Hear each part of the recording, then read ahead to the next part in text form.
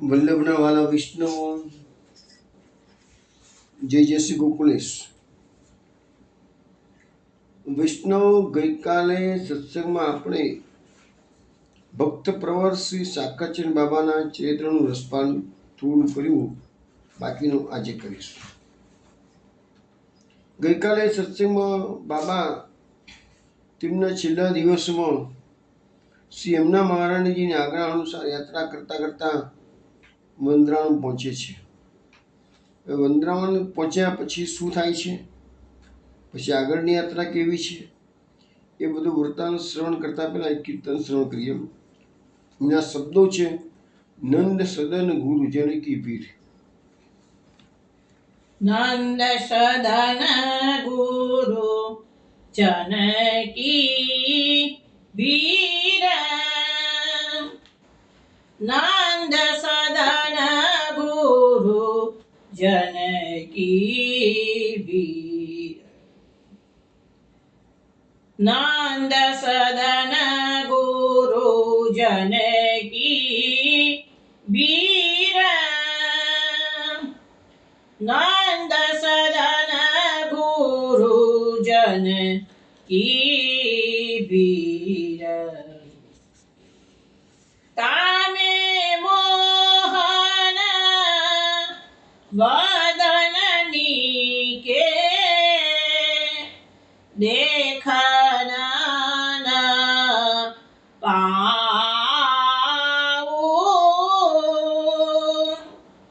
નંદ સદન ગુરુ જનકી વીર, બિન દેખે જીયા અકુલાય, જાય દુઃખ પાય, યદ્યપિ બડરે છીન છીન ઉઠ દાઉ, નંદ સદન ગુરુ જનકી વીર, લે ચલ રી સખી મોહી,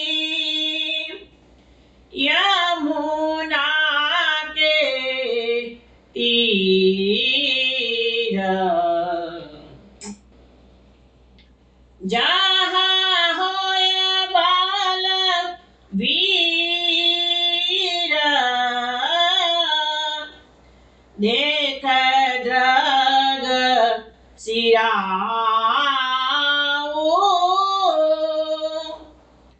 नंद सदन गुरु जनकी वीर, नंद दास प्यासे को पानी, पीवाय ले जीवाय ले, जिया की जानत हाँ, तो सो कहालो जनाऊं, नंद सदन गुरु जनकी वीर, नंद सदन गुरु जनकी वीर, नंद सदन गुरु जनकी वीर. વૈષ્ણવ, આ કીર્તન આપે બિલાવલ રાગમાં શ્રવણ કર્યું છે. આ કીર્તન હિલગનું પદ કહેવાય છે.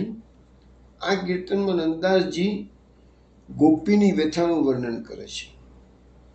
એક ગોપી પોતાની સખીને કહે છે કે સખી, હું નંદ સદનમાં કૃષ્ણના દર્શન કરવા, બાલ કનૈયાના દર્શન કરવા માટે ગઈ તો ખરી કે છે, પરંતુ ત્યાં બધા વડીલોની ઘણી ભીડ હતી કે છે. કોઈ કારણસર નંદરાજીને મળવા માટે ઘણા વડીલો આવ્યા હશે, એટલે મોટા મોટાઓની બધી ભીડ હતી કે છે.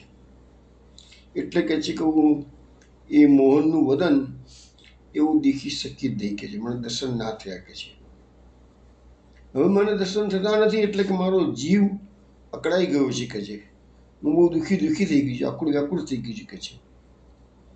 મોટા મોટાઓની ત્યાં ભીડ હતી ને તો વારંવાર તો ઉઠીને દોડતી હતી, ક્યાંક મને કન્યાના દર્શન થઈ જાય કે છે. પણ આજે મને દર્શન થયા નહીં. આવી પોતાની વ્યથા પોતાની સખીને કે છે. તો પેલી સખી કે છે, પણ તું નંદ સદનમાં ગઈ શું કરા કે છે. આના જમનાજીના કિનારે તો મેં કન્યાને જોયો છે કે છે. અત્યારે જેમાં હમણાં જ હું જમનાજીના કિનારે જઈને આવ્યું તો મારે કન્યા ઊભો છે તો કે છે. ઓહો એ વાત છે કે છે. તો પેલી ગોપી કહે છે કે લે ચલ રી સખી મોહી યમુના કે તીર. તો પછી તું મને યમુનાજીના કિનારે લઈ જા, જ્યાં કનૈયો જ્યાં હોય બલવીર, જ્યાં કનૈયો ઊભો તો જોયો છે કે છે. તો તું મને એ જમનાજીના કિનારે લઈ જાય કે છે. દેખ દ્રગ સિરાવ, તો મારી આંખોને થોડી ઠંડક થાય કે છે. એને હું તડપી રહી છું કે જેના દર્શન કરવા માટે કે છે. નંદદાસ પ્યાસે કો પાણી પીવાય લે જીવાય લે. નંદાજી કે છે, એલી ગોપીઓ કે છે, હું તો હરિદર્શનની પ્યાસી છું અને તું મને ત્યાં લઈ જા તો દર્શન રૂપી જળ પીવડાવી દે કે છે. તો હું જીવીશ કે છે, નહીં તો હું એના દર્શન વિના હું નહીં જીવી શકું કે છે. જાનત હો તો શું કહાલો જણાવું, તું તો મારા હૃદયની વાત બધી જાણું છું કે છે. તું મારી અંતરંગ સખી છું કે છે. તો હું તને કેટલી વિશેષણથી વધારે વાત કરું, હું એના દર્શન વિના જીવી શકું તેમ નથી. મન તું જલ્દી લઈ જા. તો વૈષ્ણવ, આ એક હિલકનું પદ આપણે શ્રવણ કર્યું છે. હવે આપણે ગઈકાલે સાકરચંદ બાબાની વાતો કરતા હતા. ગઈકાલની જે કથા આપણે જોઈ એક ટૂંકા નજર નાખી લઈએ એટલે અનુસંધાન આજે આપણને જલ્દી જોઈન થઈ જાય. બાબા માલપુરના વતની હતા. બાળકો અને પત્ની થોડા અંતરે મરી ગયા. બાબાના વૈરાગ્ય પ્રાપ્ત થયો. ઘરબારનું બધું વેચી છોડીને જતા રહ્યા છે ગોકુલ. ગોકુલમાં થોડો સમય રહ્યા પણ મનની રુચિ રહી નહીં. નક્કી કર્યું એના કરતાં હરિદ્વાર જઈને સંન્યાસ લઈશ. પરંતુ હરિદ્વાર ગયા પછી ત્યાં અનુભવ કડવો એવો થયો કે બધો સામાન ચોરાઈ ગયો. હવે પોતે કશું રહ્યું નહીં હાથમાં, નિષ્કિંચન બની ગયા. એટલે એને થયું કે ના, એના કરતાં તો આપણું ગોકુલ સારું કે છે. ગોકુલ આવી ગયા. ગોકુલમાં થોડા દિવસ રહેશે, પાછું મન ઉઠી ગયું. એમ થયું એના કરતાં લાવ હું બ્રજયાત્રા કરવા જતો રહું કે છે. અને હવે પલટો જીવનમાં આવે છે. બ્રજયાત્રા કરતાં માર્ગમાં અહર્નિશ યમનાષ્ટકના પાઠ કરે છે. યમુનાજીની કૃપા થાય છે. થોડા અંતરે અનુભૂતિઓ કરાવે છે યમુનાજી. યમુનાજી સપનામાં પણ દર્શન આપે છે.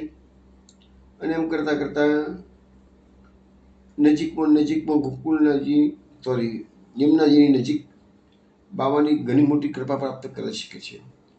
છેવટે બાબા યમુનાજીની આજ્ઞા પ્રમાણે 3 વર્ષ ગોકુલની નજીક વલ્લભ ઘાટ પર રહે છે.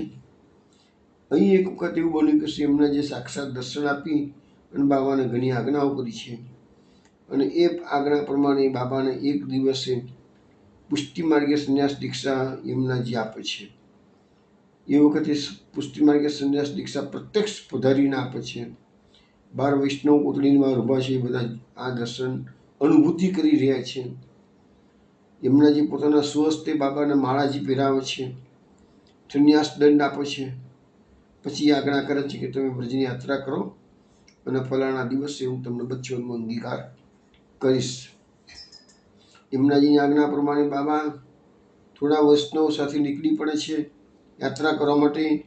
પેલા ઠકુરાણી ઘાટ ગોકુલમાં રહે છે. રમણીતિ, માવન, મથુરા વિશ્રામ ઘાટ, જીતીપુરા, ગિરિરાજીની પરિક્રમા, એમ કરતાં બાબા વંદરાણ પહોંચે છે. ગઈકાલે આપણે વંદરાણ સુધી યાત્રા થઈ હતી. હવે ગિરિરાજીની પરિક્રમામાં એક વિશિષ્ટ અનુભવ થયો તો ફરતી યાદ કરાવી લઉં. ગિરિરાજીની પરિક્રમા કરતાં એક કંદરામાં બાબા બધા વૈષ્ણવને બહાર ઊભા રાખી અંદર પ્રવેશ કરે છે.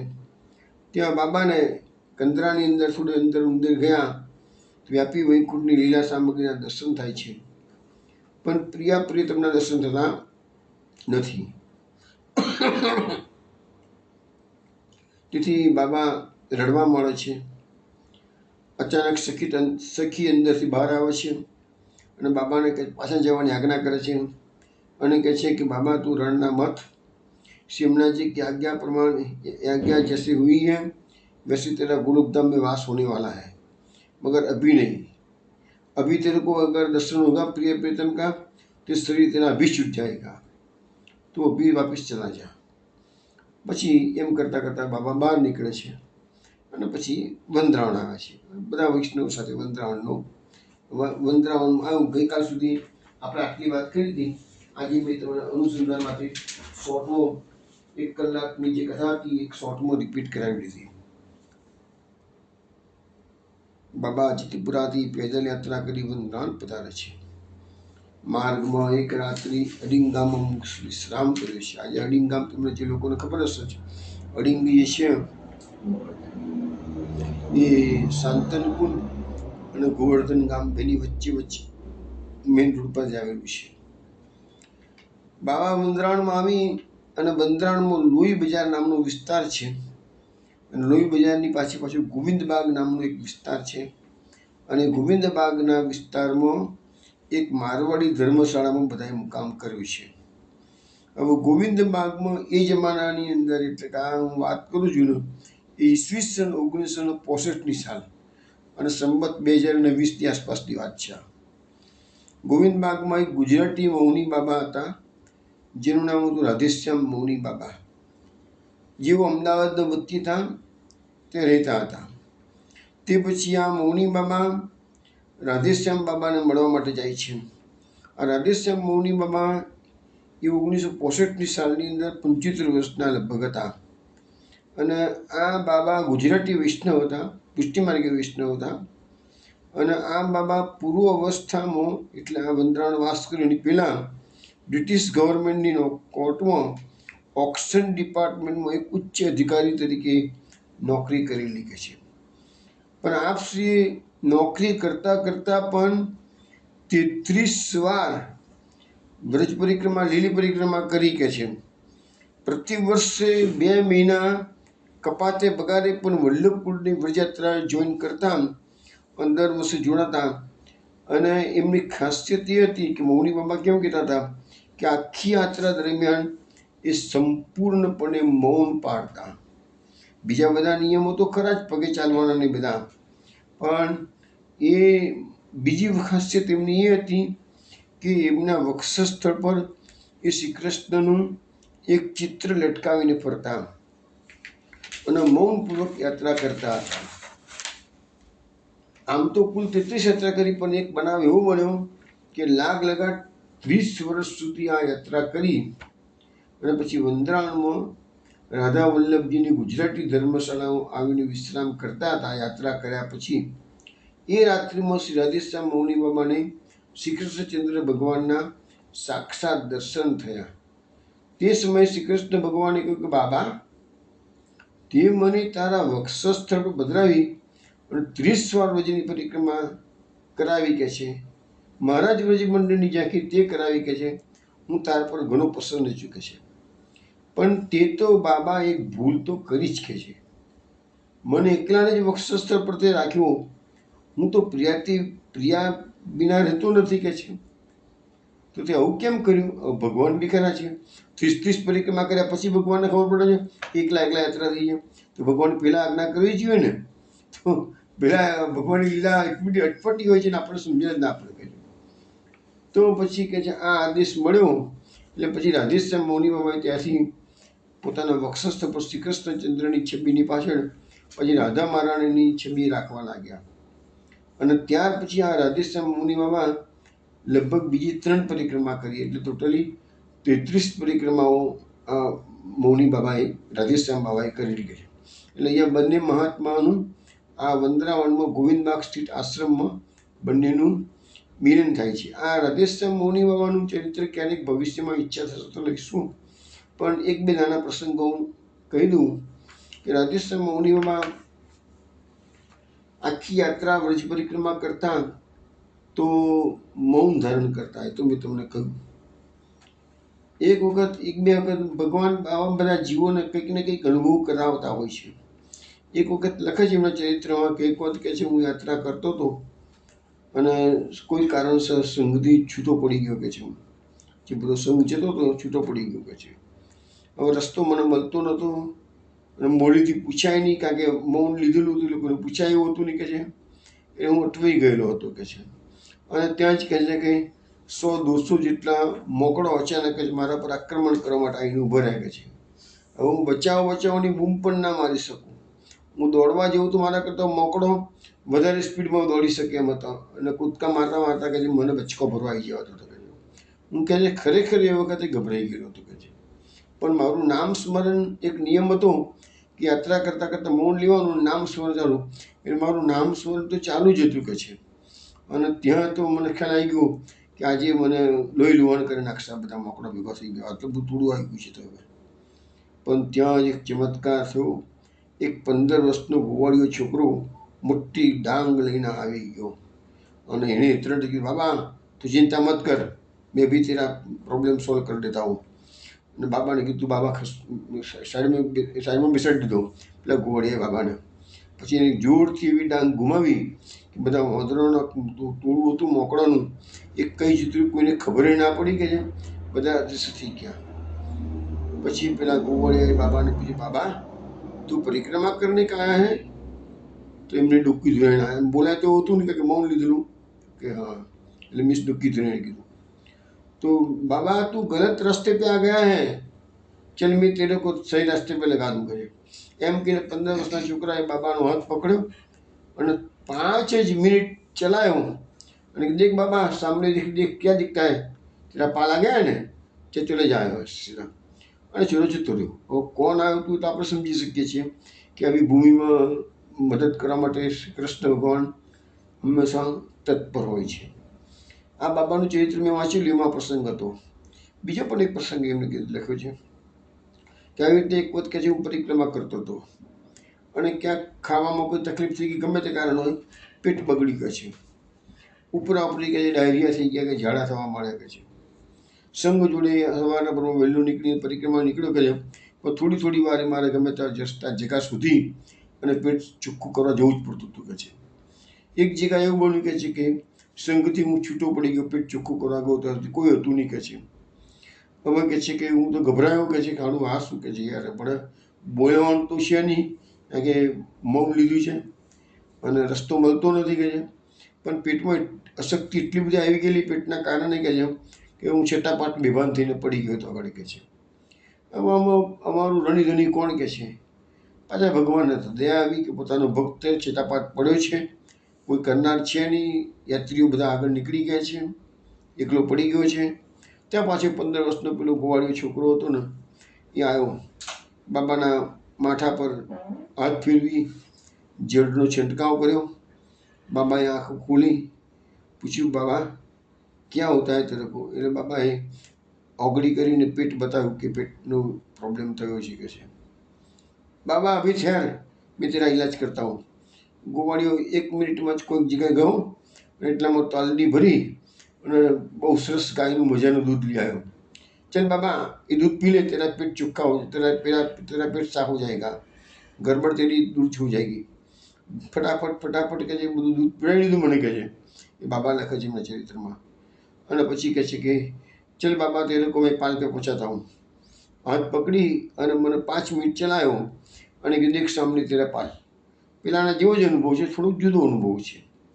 આવા બધા અનુભવ બાબા કહે છે કે આ યાત્રા કરીને ઠાકોરજી બતાવે છે કે હું મારા ભક્તોની કેર કરું છું, ભક્તોની પાછળ જ હું છું કે છે એમ. અને જે ભગવાને ગીતામાં પ્રોમિસ કરેલું છે યુગક્ષેમ વામ્યહમ નમે ભક્ત પ્રસતિ, એ બધા વચનો ખોટા નથી. આજે પણ કળિયુગમાં ભગવાન પોતાના ભક્તની વારે દોડે છે. અને બીજો પ્રસંગ બને છે કે લખ્યું છે કે એમને છેલ્લા 25 વર્ષ તો આમ તો યાત્રામાં મૌન પાડતા હતા, રિટાયરમેન્ટ લીધેલી ને પછી એ વૃંદાવનવાસ કરાવતા રહેલા અને છેલ્લા 25 વર્ષ તો લાગ લગાટ એમને મૌન પાડ્યું હતું. તો લખે છે કે એમનો જ્યારે અંતિમ સમય આવ્યો ત્યારે અમદાવાદ એમના પરિવારજનોને ખબર આપવામાં આવી કે ભાઈ હવે તમે આવીને મને મળી જાવ એક વખત, હવે હું જવાનો છું ભગવત ધામમાં. લાખો પરિવાર અમદાવાદથી બધા છોકરો બોકરો બધો ભેગો થયો હતો, તો બધા વંદરાણ આવી ગયો. હવે જે દિવસે બાબા જવાના હતા એ દાડે એમની વાણી ખોલવાની હતી કે છે. તો લખ્યું છે કે એમના કુટુંબમાં 25 વર્ષથી નીચેની ઉંમરના જે પૌત્રો હતા એ લોકોએ તો પોતાના દાદાની વાણી સ્પીચ કેવી છે સાંભળી જ નથી કે છે. જિંદગીમાં પહેલી વાર અને છેલ્લી વાર બાબાની સ્પીચ, દાદાની સ્પીચ સાંભળવા મળશે. બધા ભેગા થઈને ઉત્સુકતાથી બેઠા હતા કે બાબા શું બોલે છે. બાબાએ મરવાના સમયે કશું જ ના કીધું, બધાના હાથ જોડીને જય શ્રી કૃષ્ણ કર્યા અને બધાને કીધું છે ભગવાન નામ લેતા રહેજો એમ કરીને જય શ્રી કૃષ્ણ ફક્ત એક જ શબ્દ બોલે, જય શ્રી કૃષ્ણ અને ભગવાન નામ લેતો પછી શ્રી કૃષ્ણ શ્રી કૃષ્ણ શ્રી કૃષ્ણ મંત્ર જાપ ચાલુ કર્યો અને થોડી વારમાં ધ્યેય મૂકી દીધું. એટલે અંતિમ સમય પર એમને જે આખા જીવનની હેબિટ પડી ગયેલી, આ વસ્તુ તો વારંવાર સમજાવું છું છે કે આપણે પણ જો એવી હેબિટ કેળવીશું, શ્રી કૃષ્ણ શરણમમાં શ્રી કૃષ્ણ શરણમમાં શ્રી કૃષ્ણ શરણમમાં, અંતિમ સમય ઓટોમેટિકલી આપણી જીભ એ બોલતી થઈ જશે. અને જો પછી આપણે સવારે કલાક નામ લીધું ભગવાનનું અને સંતોષ થઈ ગયો અને બાકીના 23 કલાક આપણને છૂટ મળી ગઈ ગમે તેમ કરવાનું, તો પછી એમાં તમે અંતિમ સમય નામ યાદ ન પણ આવે. અને અંતિમ સમય તો કહે છે, ગીતામાં ભગવાને કીધું છે અંતકાલે છે મામેવ સ્મરણ મુક્તા કલેવરમ ય પ્રયાતિ સંબંધાવ યાતિ નાસ્તત્ર સંશય. અર્જુન, અંતકાલે જે મારું સ્મરણ કરતો કરતો દે છોડે છે તે અંતે મને પામે છે, ભગવાને પ્રોમિસ કરેલું છે ગીતામાં. એટલે અત્યારથી હેબિટ કેળવશો અને વૈષ્ણવ તો વાંધો નહીં આવે. આ બધા ચરિત્રો આપણને એટલા માટે જ વાંચવાના, શ્રવણ કરવાના છે, આપણને એમાંથી પ્રેરણા મળે છે. તો એ રાધેશ્યામ બહુ મૌની બાબા એ લખ્યું છે કે જ્યારે આ ગયા ને તે વખતે એની થોડા વખત પહેલાં તબિયત બગડી ગઈ હતી, એટલે અમદાવાદમાં પોતાના પરિવાર સાથે રહેવા ગયેલા હતા આ બનાવ બન્યો પહેલાં, અને પછી આવી ગયા હતા. અને બંને સંતોનું અહીંયા વંદરાણમાં ગોવિંદ બાગમાં મિલન થયું છે.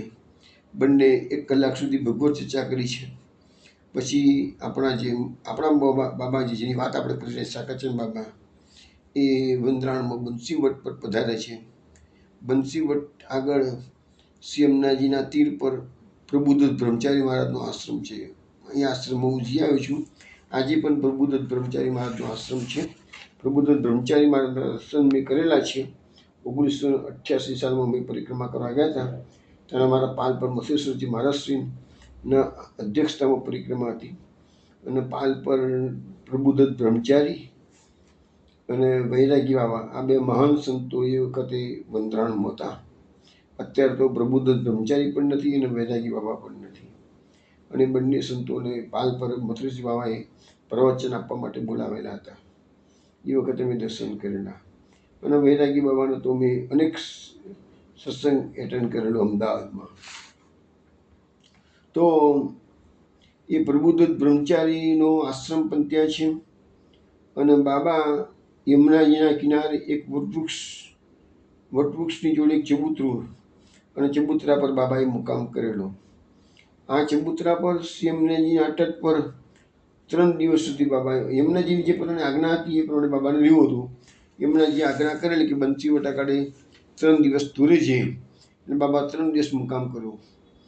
હવે પૂજ્યપાદ આશ્રમમાં પ્રબુદ્ધ બ્રહ્મચારી મહારાજ બિરાજતા હતા અને એમને કોઈકે ખબર આપી કે ચબૂતરા પર એક વૈષ્ણવ સંન્યાસી મૌનપૂર્વક 3 દિવસથી રોકાયા છે અને તેઓ બધું જ છોડીને પેલી પાર હવે બચવન જનારા છે. હવે છેલ્લી અંતિમ જે એમને યમુનાજીની આજ્ઞા હતી એ પ્રમાણે ભગવત ધામ ઉજવાનું હતું, તો બચવનમાંથી એમનો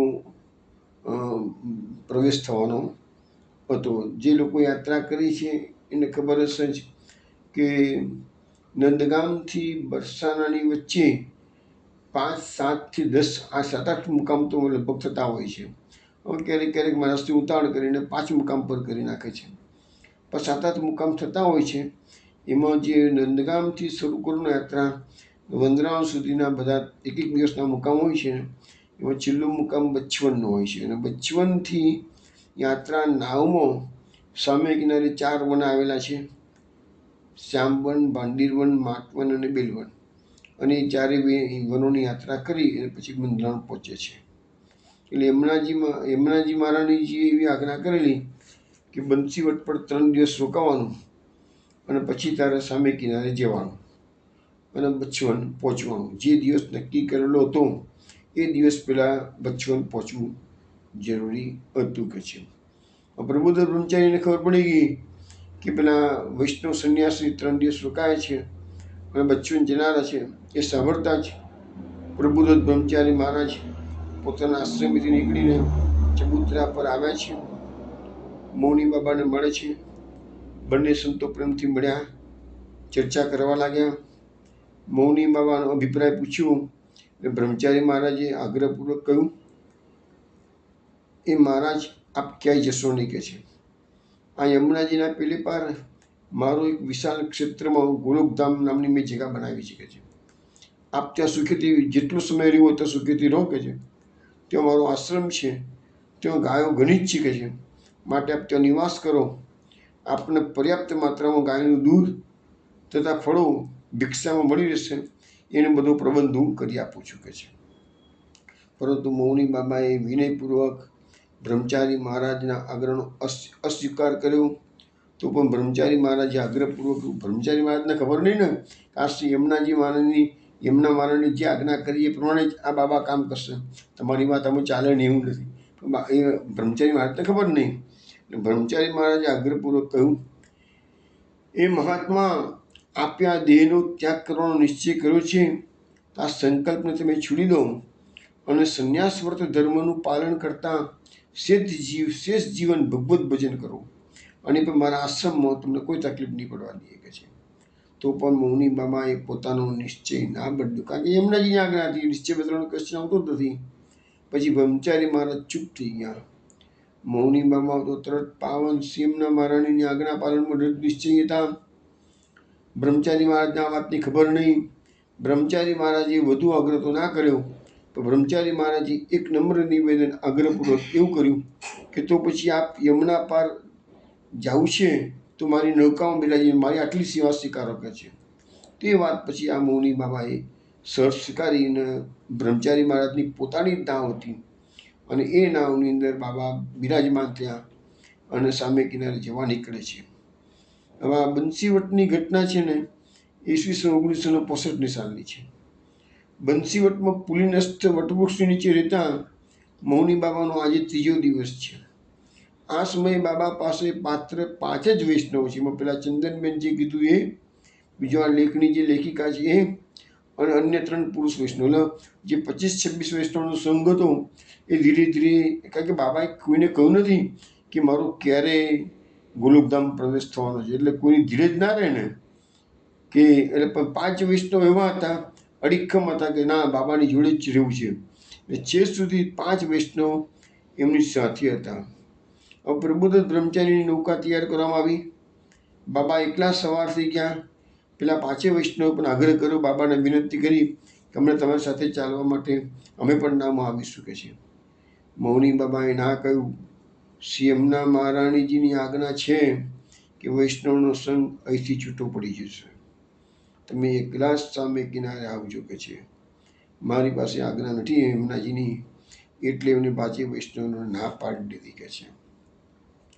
એટલે અહીંયા તો કિનારા પર 5 વૈષ્ણવ, શ્રી બ્રહ્મચારીજી મહારાજ અને અન્ય વૈષ્ણવ પણ આ યમુના પુલ પર અહીંયા આ બાબાને વિદાય કરતાં કરતાં અશ્રુપાત કરી રહ્યા છે. અશ્રુપાત સાથે વિદાય આપી રહ્યા છે. સાથે દરેકના મુખમાંથી જય ઘોષ, જય હો, જય હોનો ધ્વનિ સંભળાયેલો છે. આ સમયે એક આશ્ચર્યકારક ઘટના બની. સામેના કિનારેથી શરૂ થઈ આ બાજુ નાવ ઊભી હતી ત્યાં સુધી એક અદ્ભુત પ્રકાશની જ્યોતિ ઝગમગી ઉઠી કે છે કે માનવ શ્રી યમુના મહારાણીજી બાબાનું અભૂતપૂર્વ સ્વાગત કરી રહ્યા છે. આ પ્રકાશ ઘણો સુહામનો હતો.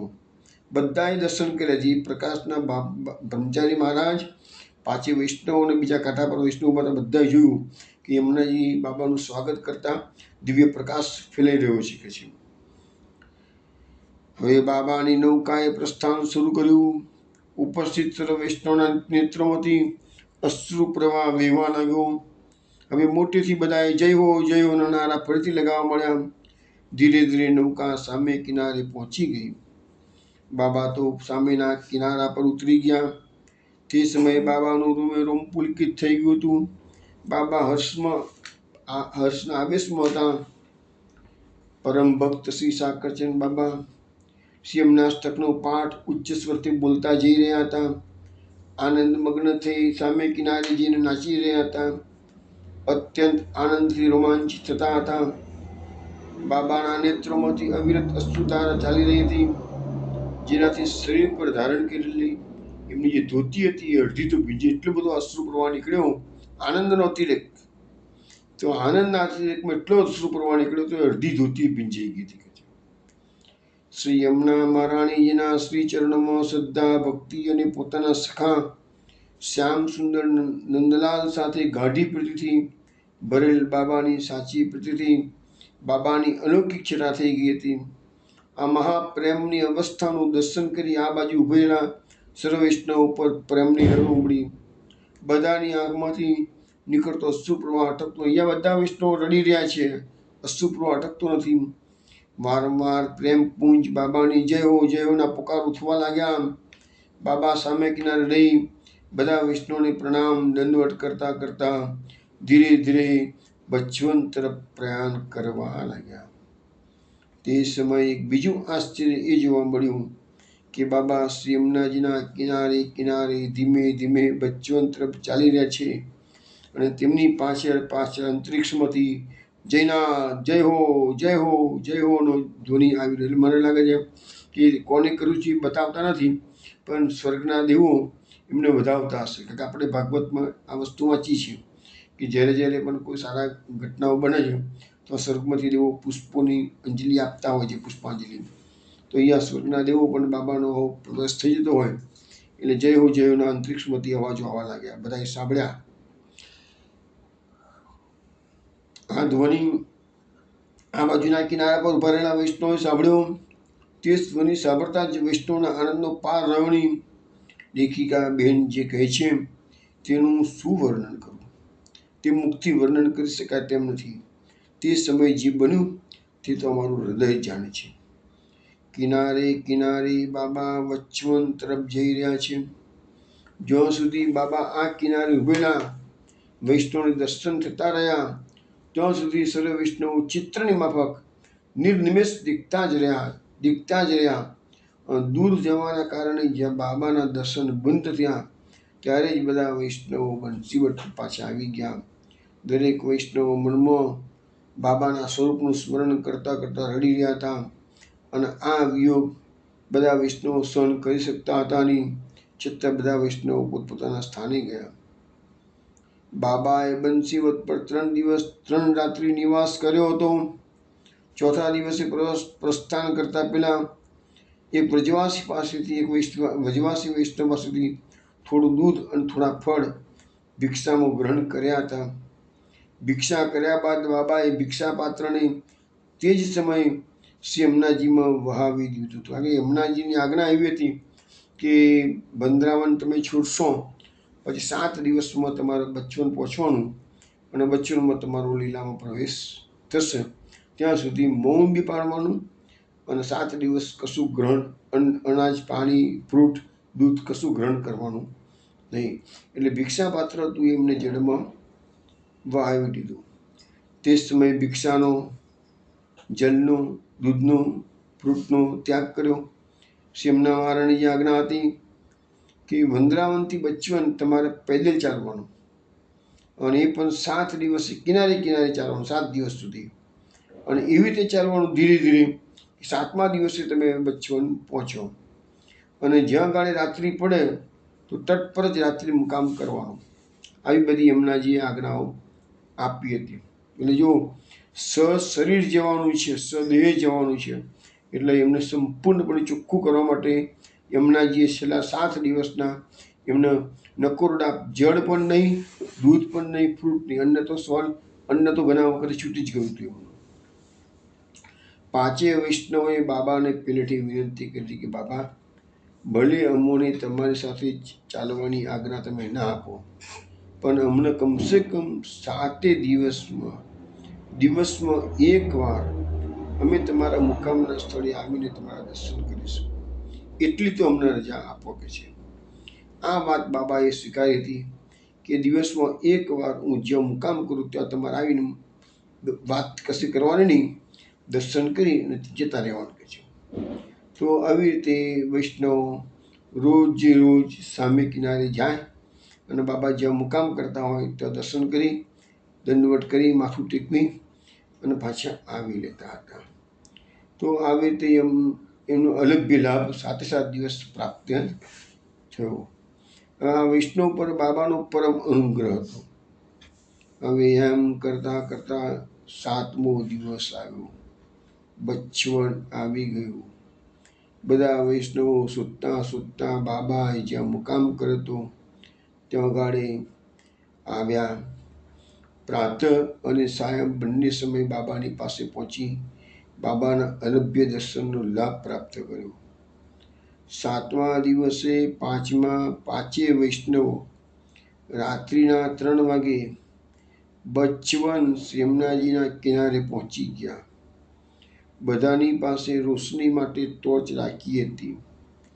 તે રાત્રિમાં બધા વૈષ્ણવો જંગલમાં બચ્ચવનથી 2 માઇલ દૂર પર બેઠા હતા, કારણ કે બાબા આજે પ્રાતઃકાલ સવારે 4:20 સ્વદેહે શ્રી શ્યામ સુંદરની મંડળીમાં પ્રવેશ કરવાના છે. આવી વાત બાબાએ શ્રી ચંદનબેનને ખાનગીમાં કરી હતી, જેથી બધા વૈષ્ણવો સાવધાન થઈ ગયા હતા. તે રાત્રિએ બચ્ચવનથી દૂર 2 માઇલ પર બચ્ચવન પાસે રાત્રિમાં જ બધા વૈષ્ણવો પહોંચીને વિશ્રામ કર્યો. પાંચેય વૈષ્ણવો આખી રાત્રિભર એક ક્ષણ પણ નિદ્રા લીધી નહીં, કારણ કે બધાને બાબાનું ગોલોકધામ ગમનનું દૃશ્ય જોવાની ઉત્સુકતા હતી. આવા ભગવદીય સખા ભાવવાળા વૈષ્ણવ શ્રી લાલનના સાચા સખા આ કળિયુગમાં વળી ક્યાં જોવા મળવાના છે? મોટા સૌભાગ્યથી આજે વૈષ્ણવોને દર્શન થશે. તેઓના પર શ્રી મહાપ્રભુજીની, શ્રી યમુનાજીની મહાન કૃપા થઈ. આનંદ અને ઉત્સુકતાથી તે ક્ષણો આનંદથી ભરપૂર હતી. પછી બચ્ચવનમાં શ્રી યમુનાજીના કિનારે રાત્રિમાં 3 વાગે એ લોકો કિનારાની નજીક પહોંચી ગયા. ત્યાં જઈ બાબાના દર્શન કર્યા. આજે તો બાબાએ આનંદનો પરમ લાભ આપ્યો, તે જીવનભર ભૂલાઈ ના શકે. પરમ આનંદ ભર્યા અંતિમ દર્શન, મહાન અદ્ભુત દર્શન થયા છે બાબાના. બાબા 70 વર્ષની પ્રૌઢ અવસ્થાવાળા હવે ટૂંક સમયમાં જ, તરત જ, એક સેકન્ડમાં જ પ્રૌઢ અવસ્થા બાબાની જતી રહી અને બાબાએ 7 વર્ષના કિશોરનું બાલક સ્વરૂપ ધારણ કર્યું.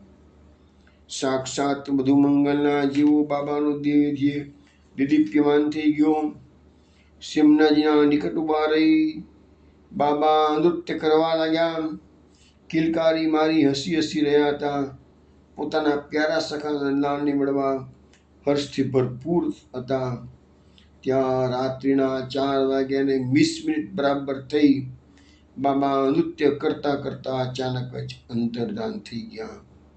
વૈષ્ણવો લખે છે, અમે બધા ટોર્ચના પ્રકાશથી અજવાળું કરી જોતા હતા, પણ ખબર ના પડી કે કેવી રીતે બાબા અંતર્ધાન થઈ ગયા. બધા વૈષ્ણવો ત્યારે બાબાથી 50 કે 60 ફૂટ દૂર ઝાડીમાં ઊભા રહી આ દર્શન કરી રહ્યા હતા. માલુમ જ ના પડ્યું કે આ પરમ ભગવદીય વૈષ્ણવ અચાનક કેવી રીતે ધામમાં પધારી ગયા. જો 70 વર્ષના બાબા 7 વર્ષનું બાળક, 7 વર્ષનું બાળક 1 સેકન્ડમાં દ્રશ્ય, દેહ પણ નથી રહ્યો, કશું રહ્યું નથી. શું રહ્યું? આશ્ચર્ય થયું બધાને.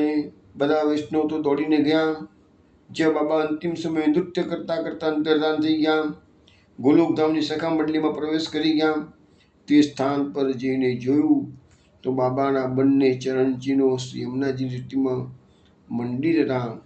ઉપરાંત યમુનાજી જે સંન્યાસનો દંડ આપેલો હતો તે શ્રી યમુના મહારાણીજીએ સંન્યાસ દીક્ષા દરમિયાન પ્રદાન કર્યો હતો તેના ચિહ્ન લકીર રેતીમાં સ્પષ્ટ નિશાન હતા.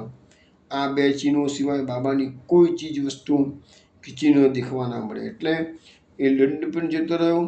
બાબાની પાસે કશું હતું જ નહીં, પણ કપડાં પહેરેલા હતા, શરીર હતું, કશું જ ના રહ્યું.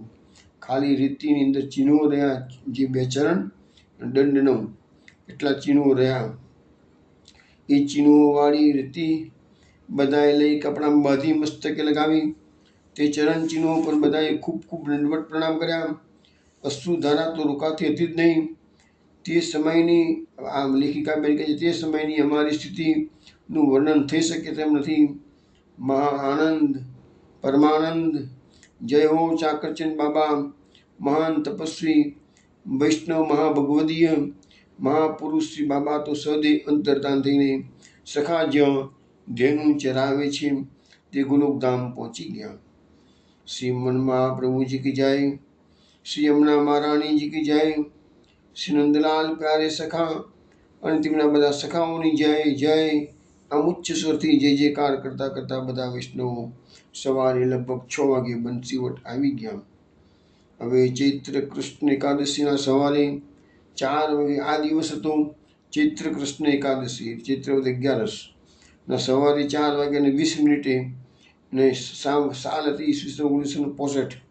એમાં વંદરાવન નજીક બચ્ચવનમાં મુનિ બાબા પૂજ્ય શ્રી સાકરચંદભાઈ મહાભગવદીય શ્રી યમુના મહારાણીજીની કૃપાવાલથી એક ક્ષણમાં નિજ ધામમાં મૂળ પરિક્રમા પ્રાણેશ શ્રી નંદલાલના સાનિધ્યમાં પહોંચી ગયા. તે 5 વૈષ્ણવોએ તેમના ચર્મચક્ષુથી મૌની બાબાની અંતર્ધાનની પાવન લીલા, મધુર પ્રેમની સાક્ષાત લીલાના દર્શન કર્યા. આ તેમના નેત્રોનું મહાભાગ્ય છે. આ કલિકાલમાં જ્યાં ઘોર નાસ્તિકતાનું રાજ્ય છે, એમાં કરાળ નાસ્તિકતાના અશ્રદ્ધાના યુગમાં આવા પરમ ભાગવત પુરુષનો સદૈ નિજધામ પ્રવેશની લીલા સંપન્ન થઈ. આ વર્તમાન સમયમાં મહાન શ્રદ્ધા અને ભગવત પ્રીતિ વધારનાર અમોઘ ચરિત્ર સાકરચંદ મૌની બાબાનું આંખે દેખ્યું સત્ય ચરિત્ર છે. ભારત ભૂમિના નિવાસીઓનું આ મહાન સૌભાગ્ય છે કે આ દેશમાં આવા મહાન ભક્તો આજે પણ થયા છે. પરમ ભાગ્યશાળીની મહિલા જે આ લેખની લેખિકા છે, હવે તેના શબ્દોમાં થોડીક વાત કરીએ છીએ. એ લેખિકાનો પોતાનો જે અનુભવ છે એ હવે આપણને કહેવામાં આવે છે.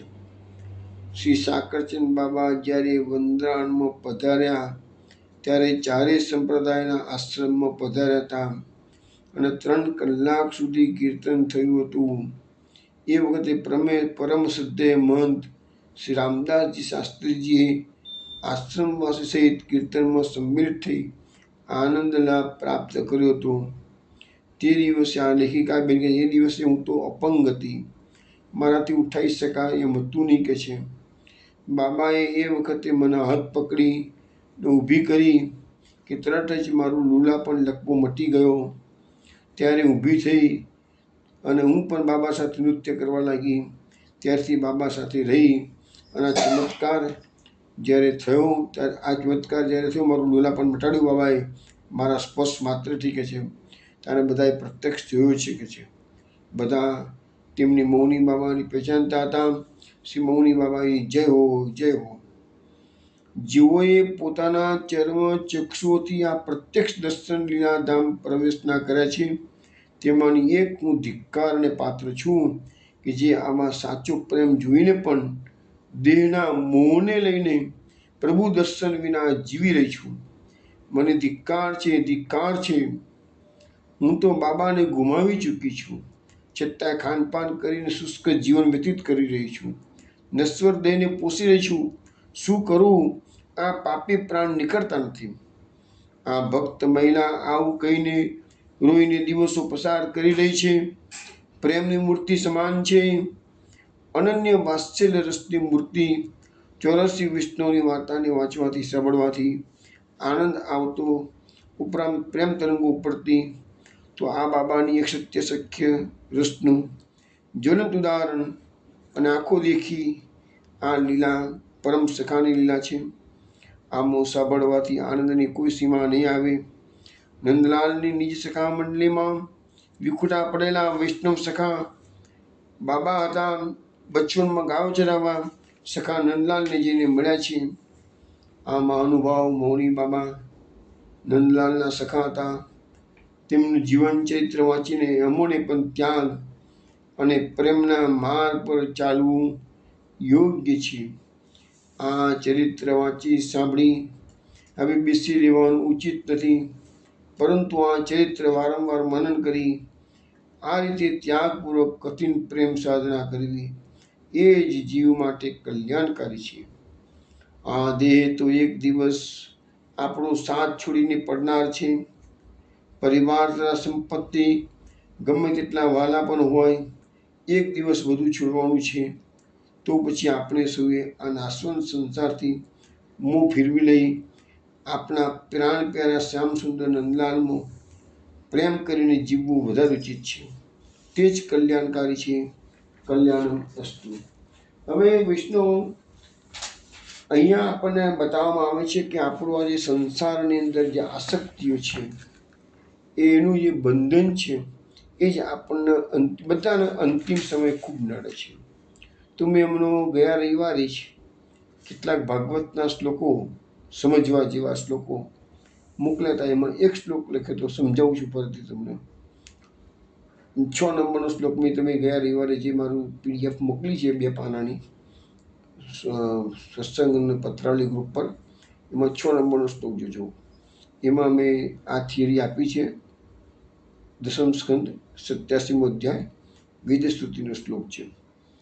સ્વજન સુતાત્મદાર ધનદામધરા સુરતે ત્વયી સતી કિમ નૃણામ સત આત્મની સર્વરસે ઇતિ સદજાનતામ મિથુનતો રતે ચરતામ સુખયતિ કોન્વ્ય સ્વવ્યતે સ્વનિરસ્ત ભગે.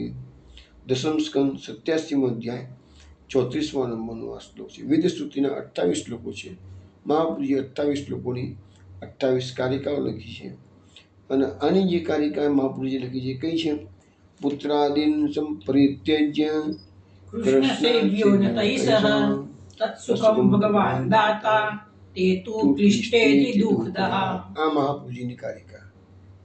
આમાં આપણા ઓરિજિનલ શ્લોકનો અર્થ એવો થાય છે કે મનુષ્યની સ્વજનો, પુત્ર, દેહ, સ્ત્રી, ધન, ઘર, જમીન, વાહનની શું જરૂર છે? વિચાર કરો કે આપણે લોકો આપણી આખી જિંદગી આ દેહને પોષવામાં, પોતાના બાળ બચ્ચા, પતિ પત્ની એ સંબંધોને મેન્ટેન કરવામાં, એનું લાલન પાલન કરવામાં આખી જિંદગી આપણે ખર્ચી નાખીએ છીએ. પણ આપણે આપણા આત્માની ચિંતા નથી કરતા. પણ આપણને આ શ્લોકમાં જણાવવામાં આવે છે અરે ભાઈ, આ બધું સુખ તો ભગવાન પોતાના શરણાગત ભક્તોને સહેજમાં આપે છે. પુત્રાદિન સંપરિત્યજ્ય કૃષ્ણ સેવ્યો ન તસ તત્સુખમ ભગવાન દાતા. ભગવાન જ આ બધું સુખ આપશે. એક ભગવાન એટલે શું કીધું છે? શ્રેત આત્મની સર્વરસે. જે લોકો ભગવાનની શરણાગતિ સ્વીકારે છે એને ભગવાન, એક જ ભગવાન આ બધું સુખ આપે છે. તમે ભગવાનને પુત્ર બનાવવા માંગો તો તમને માતા પિતા બનાવવા જેટલું સુખ આપશે. તમે ભગવાનને ભાઈબંધ બનાવશો તો તમને ભાઈબંધનું પણ સુખ આપી દેશે, સખાનું સુખ આપી દેશે. તમે ભગવાનને તમારો માલિક બનાવશો તો માલિકનું પણ તમને નોકરનું સુખ પણ આપી દેશે. પછી ધન, ઘર, જમીન ને બધું તો નાશવંત છે. ભગવાનનો સંબંધ તો શાશ્વત છે. તો લખે છે કે આ બધું સુખ ભગવાન પોતાના શરણાગત ભક્તોને સહેજમાં આપે છે. અને જેઓ આ સત્ય જાણતા નથી તેઓ જ વિષય ભોગમાં રચ્યા પચ્યા રહે છે. અને આ લોકોને ખબર નથી કે આ જીવન ઓચિંતું એક દિવસ પૂરું દરેકનું થવાનું છે. દિવસ નક્કી છે પણ આપણને ખબર નથી. જ્યારે આવશે કાળ ત્યારે ઓચિંતો આવશે. તો અહીંયા આપણને શ્લોકમાં જણાવવામાં આવે છે, આવા લોકો સુખી કેવી રીતે થાય? બધા રચ્યા પચ્યા તો સંસારમાં તો સુખી કેવી રીતે થાય?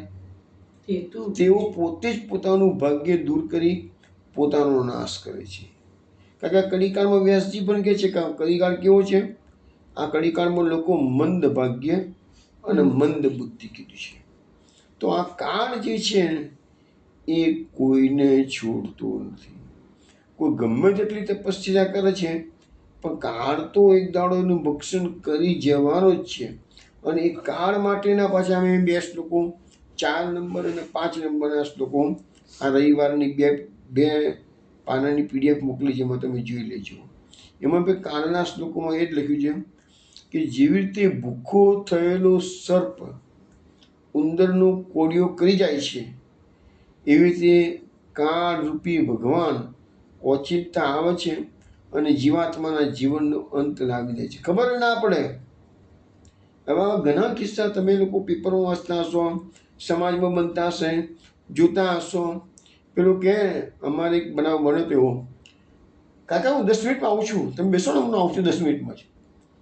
કાકા એક ભાઈને મળવા ગયા, એટલે તારું કામ છે કશ્યપ, તારું કામ છે મને કહે છે.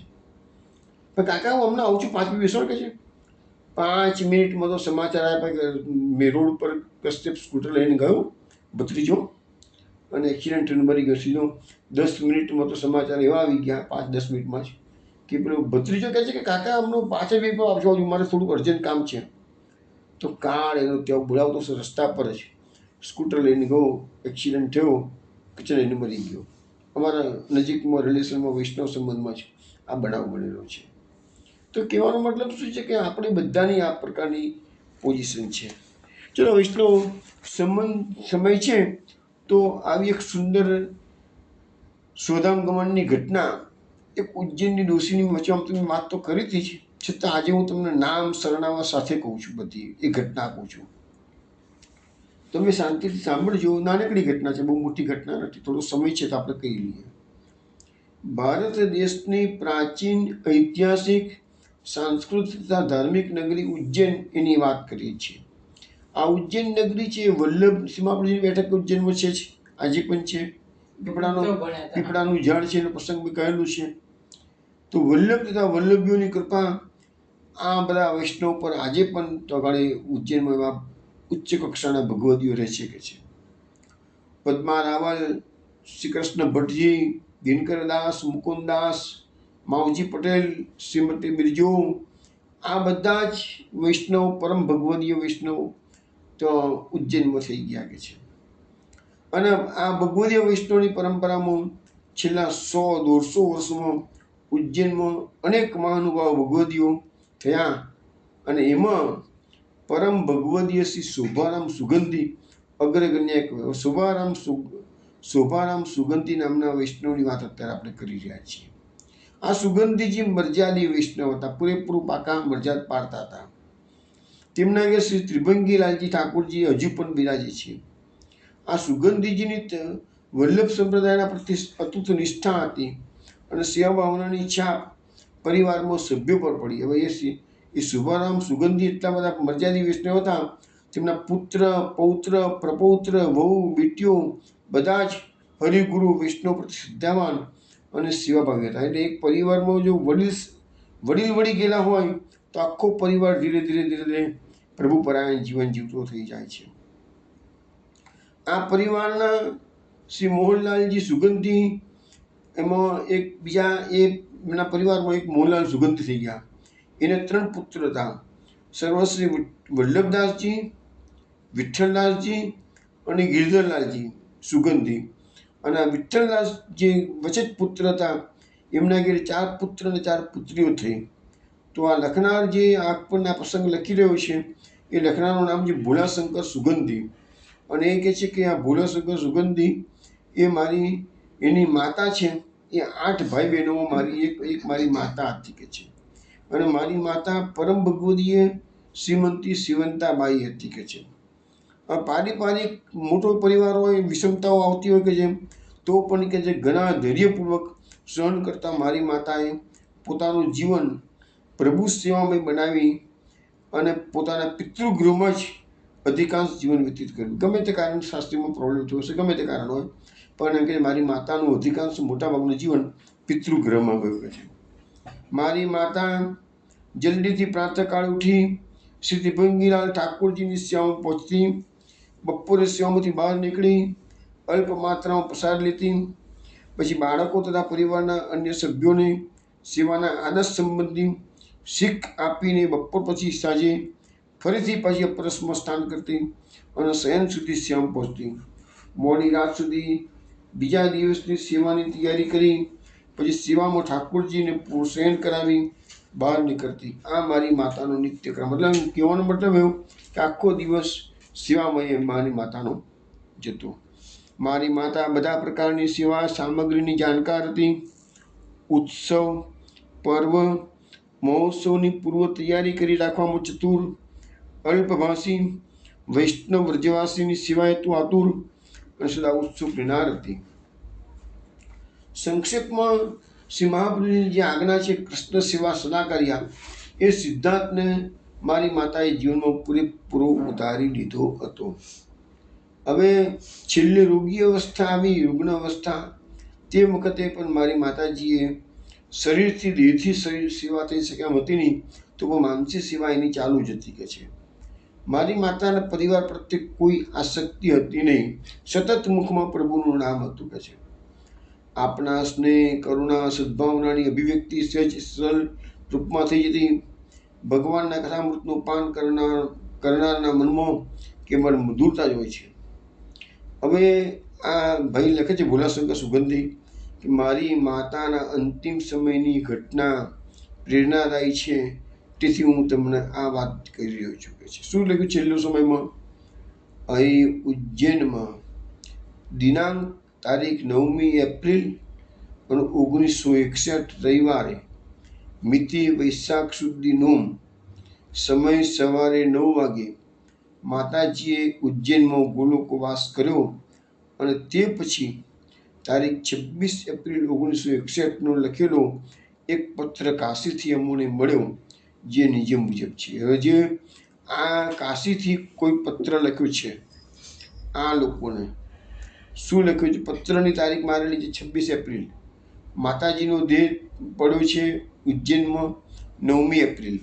હવે પેલા વૈષ્ણવ, કાશીવાળા વૈષ્ણવ શું લખે છે? ઉજ્જૈનવાળા વૈષ્ણવને શ્રી 101 શ્રી ઉજ્જૈન વૈષ્ણવજી લાલાભાઈ વિઠ્ઠલદાસજી, લખનાર બનારસથી વૈષ્ણવ ચતુર્બુદાસ બનારસીદાસ, લખનાર ચતુર્બુદાસ બનારસીવાળા, એટલે બનારસવાળા. જય શ્રી કૃષ્ણ વાંચો. અમે પરિવાર સહિત ચુનાર એટલે કે ચરનાટ શ્રી ગુસાઈજીની બેઠકમાં દર્શન કરવા માટે બનારસથી ગયા હતા. પછી ત્યાંથી પાછા સ્ટેશન તરફ વળતા સ્ટેશનથી રસ્તે એક બાઈને ઉતાળમાં અમે બેઠકજી તરફ જતી દેખી કે છે. અમારી પાસે અમારી માજી હતી, તે તમારા માજી એ બાઈને ઓળખી ગઈ અને કહ્યું કે આ તો ઉજ્જૈનવાળી બાઈ છે. થોડા દિવસો પહેલાં યાત્રા કરવા કાશી આવ્યા હતા, તે વખતે આપણા ઘેર પણ આવ્યા હતા. અમારી માજીએ એને અવાજ દીધો, પોકાર કર્યો, પણ તે ડોશી ઉતાવળમાં હતી, તેથી જવાબ આપ્યો નહીં અને ઘણા પ્રસન્નતાથી બેઠકજી તરફ ઉતાવળે જઈ રહી હતી. સાથે તમારા ડોશીમાની જોડે કશો સામાન હતો નહીં. અમે વિચાર્યું આ બાઈની સાથેના વૈષ્ણવ સ્ટેશન પર હશે તો પાછળથી આવતા હશે અને બાઈને ઉતાવળ હશે, તેથી બાઈ દોડતી હશે. પરંતુ સ્ટેશન પર અમે ગયા તો કોઈ હતું નહીં કે છે. આ બનાવ તારીખ 9મી એપ્રિલ 1961 રવિવાર સવારે 9 વાગ્યાની આસપાસનો હતો. અમારા માજી ઘણી ચિંતા કરવા લાગ્યા. અમે બનારસ આવ્યા, ઉજ્જૈનનું સરનામું અમારી પાસે હતું નહીં. અમારા માજીને ચિંતા થઈ કે આ બાઈ ચોક્કસ ગીરથી ગયા વગર કોઈ કલેશ થયો હશે, તો એકલી નીકળી પડી છે કે છે. સામાન્ય કશું છે નહીં કે છે, કોઈ છે નહીં સાથે કે છે. એટલે અમારા માજી તરત જ અહીંયા કાશી આવ્યા પછી મહાપ્રભુજીની બેઠક પર ગયા. ઉજ્જૈનનું સરનામું મુખિયાજી પાસે હતું તો લઈ આવી. એક નાથદ્વારાથી ભંડારી આવ્યો હતો, તેને કહ્યું કે ઉજ્જૈનના વૈષ્ણવ થોડા દિવસ પહેલાં આવ્યા હતા અને તેમાં 2 બાઈ હતી, બંને વૈષ્ણવ હતી. બેઠકજીમાં મુખિયાજીને પૂછ્યું તો કયા નામથી સામગ્રી ભેટ લખાવી હતી? ડાયરી ખોલીને જોયું તો લાલાભાઈ વિઠ્ઠલદાસજી સરાફા નિવાસ ઉજ્જૈનવાળે બેઠકજીમાં સરનામું લખેલું હતું ડાયરીમાં. અમારા માજી સરનામું લઈ આવ્યા. આજે અમે આ પત્રથી આપને સૂચના આપીએ છીએ કે આ પત્ર મળે કે તરત જ પ્રત્યુત્તર મોકલજો, જેથી અમારી તથા માજીની ચિંતા નિવૃત્ત થાય. અમારું સરનામું ચતુર્ભુદાસ બનારસદાસ, ગોપાલ મંદિરવાળી ગલી, નંબર 4, મકાન નંબર 358 અને બનારસ, તારીખ 26 એપ્રિલ 1961. વર્તા ઉજ્જૈનથી જવાબ આવ્યો કે ભાઈ વૈષ્ણવ, તારીખ 9મી એપ્રિલ 1961ના દિવસે અમારા માજીએ ઉજ્જૈનમાં ગોલોકધામ ગમન કર્યું છે, તે જાણશો. એટલે દેહ પડ્યો ઉજ્જૈનમાં અને એ જ સમયે માજી પહોંચ્યા ચરનાથની બેઠકમાં. આસક્તિ અને ચરનાથ પરથી નોટ તેવો થયો. થોડા દિવસ પહેલાં દર્શન કરવા પણ આવેલા જ હતા અને આજે ગયા. આ લોકો પ્રત્યક્ષ એમને જોયા કે બેઠકજીમાં જઈ રહ્યા છે. આવા તો ઘણા કિસ્સા મારા ધ્યાન પર છે, પણ આપણે બધા કિસ્સા અત્યારે લેતા નથી. એનીવે, હવે આપણે થોડીક વાત કરવાની છે, તો તમે જરા સાંભળી લેજો. આ વૈષ્ણવો, તમે સાકરચંદ બાબાનો આ સ્થળે ગોલોકધામ પ્રવેશ થયો એની કથા અહીંયા પૂર્ણ થઈ ગઈ છે. હવે આ 4 દિવસ જે સત્સંગ તો સોમ, મંગળ, બુધ ને ગુરુ, એનો યુટ્યુબ પર આવતા વીકમાં કરદમ મૂકી દેશે બધું. તો જેને યુટ્યુબ પર સાંભળવું હોય તમે સાંભળી શકશો. પછી આ પુષ્ટિ ચરિત્રો અહીંયા પૂરા થાય એવું ના માનશો. સમય સમય જ્યારે અનુકૂળતા હશે ત્યારે વચ્ચે પુષ્ટિ ચરિત્રો લેતા જઈશું. જેવી રીતે આપણે વિવિધ ભક્ત ગાથા સમયે લેતા રહીએ છીએ, એવી રીતે પુષ્ટિ ચરિત્રો તો જો ઘણા છે. અને જેમ અનુકૂળતા હશે આપણે યુટ્યુબ પર પણ લઈશું અને ગૂગલ મીટ પર પણ લઈશું. હવે એક ખાસ જાહેરાત કરવાની છે. હવે 3 વીક સુધી આપણો ગૂગલ મીટ પર સત્સંગ થવાનો નથી.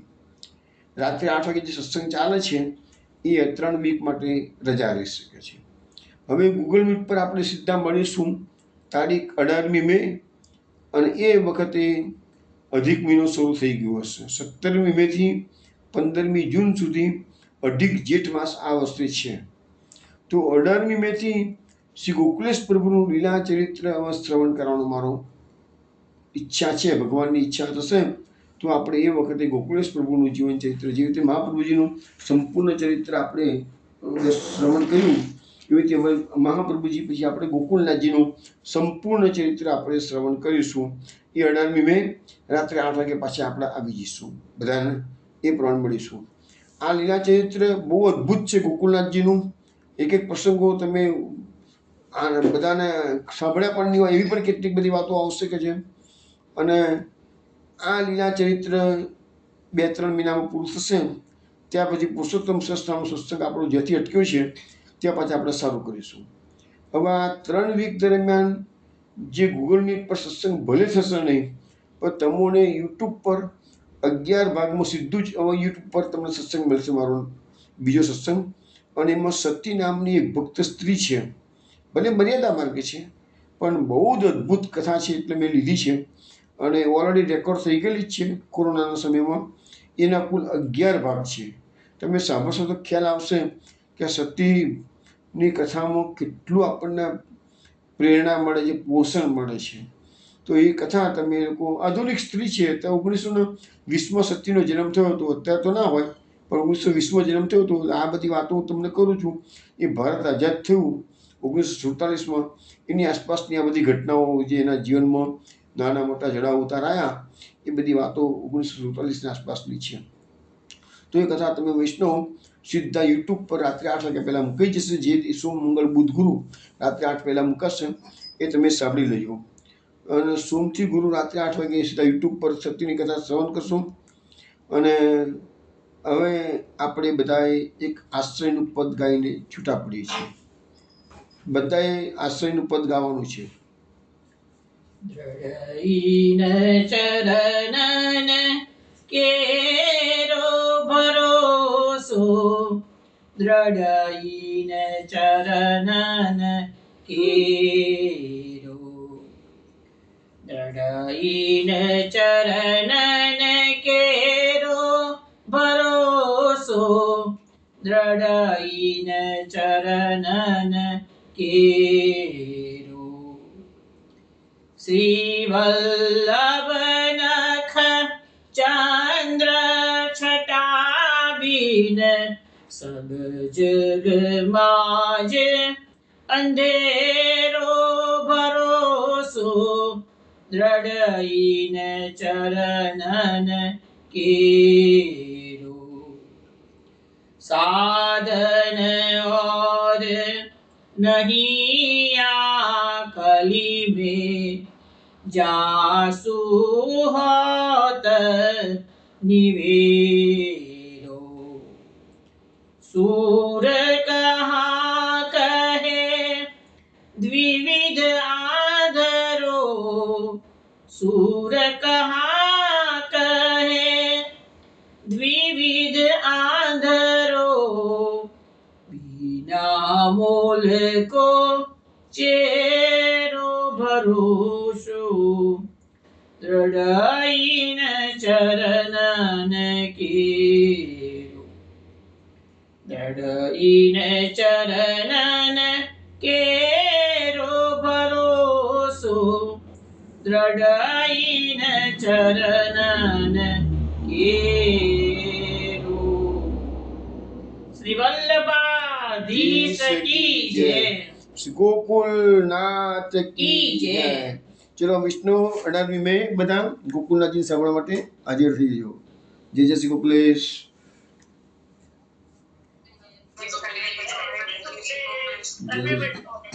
જય જય શ્રી ગોકુલેશ.